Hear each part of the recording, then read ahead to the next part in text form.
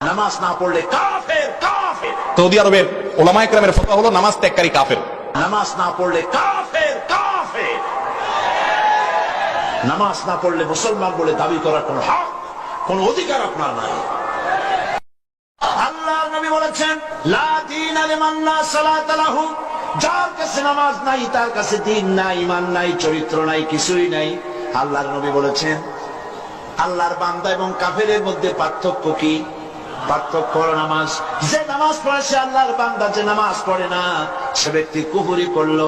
মান তারাকা সালাতান মুতাআম্মিদান ফাকাদ কাফারা, ইচ্ছা করে যে নামাজ ছেড়ে দিল সে কুফরি করলো। বলেন নাউজুবিল্লাহ। আদমশুমারিতে আপনার নাম মুসলমান থাকতে পারে, ভোটার লিস্টে আপনার নাম মুসলমান থাকতে পারে, পাসপোর্টে আপনার নাম মুসলমান থাকতে পারে, কিন্তু আপনি নামাজ পড়েন না। আল্লাহর কসম, আল্লাহর খাতায় আপনি মুসলমান নন। যে সালাত আদায় করে না সে কাফের। রাসূল সাল্লাল্লাহু আলাইহি সাল্লাম বলেন, বাইনাল আবদি ওয়া বাইনাল কুফরি তারকুস সালাহ, যে সালাত আদায় করে সে মুসলমান, যে সালাত আদায় করে না সে কাফের। উলামা কেরামের ফতোয়া হলো, যদি এই বেনামাজি, যদিও তিন ধরনের বেনামাজি আছে, এক ধরনের সালাতকে অস্বীকার করে, আর এক ধরনের জেনে বুঝে ইচ্ছায় স্বেচ্ছায় সজ্ঞানে সালাত পড়ে না, এই দুই শ্রেণীর মানুষ কাফের, সরাসরি কাফের। ওর নাম আব্দুল্লাহ হলো কাফের, আব্দুর রহমান। এই পয়েন্টটা ভালো করে মনে রাখবেন। কোন জায়গায় কোরআনের একটি আয়াত অথবা রাসূলুল্লাহর হাদিস দেখাতে পারবেন না যে বেনামাজি মুসলিম এই কথাটি আছে।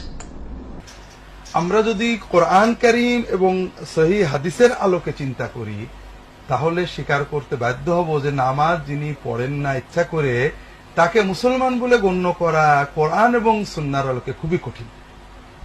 এটা অনেক হাদিসে কোরআনের আয়াত ওটা বোঝায়।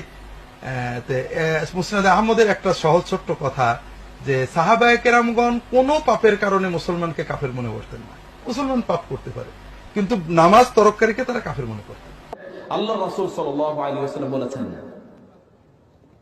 মান তারাকা সালাতা মুতাআম্মিদান ফাকাদ কাফারা, কেউ যদি ইচ্ছাকৃত সালাত ত্যাগ করে তাহলে সে কি কাফের হয়ে যায়।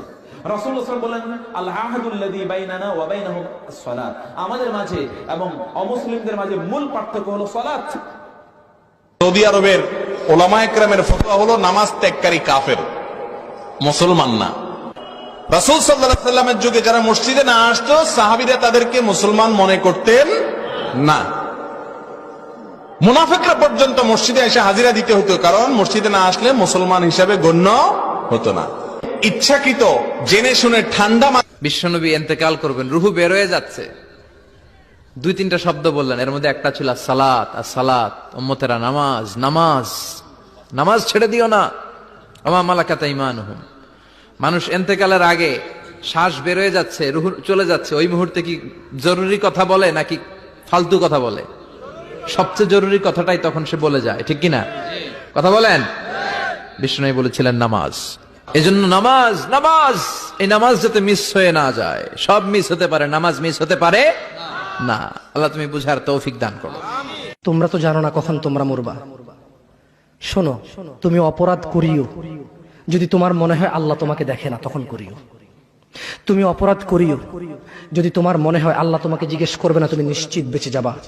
তুমি অপরাধ করিও, যদি তোমার মনে হয় যে আল্লাহ তোমার জন্য জাহান্নাম নির্ধারণ করবে, আর তুমি আল্লাহকে বলবা, আল্লাহ আপনি বললেই হবে নাকি আমি জাহান্নামে যাব। যদি এই ক্ষমতার অধিকারী হও তাহলে তুমি অপরাধ করিও। তোমাকে বলি, ইয়া মহিলা, মা, বোন, চাচা, চাচি, নামাজ ছাড়া মানুষ মুসলমান থাকে না। ওয়াল্লাহি আমি বলছি না কোথায় বাঁধবেন, তর্ক পরে। আমি বলছি আপনি নামাজটা স্টার্ট করেন।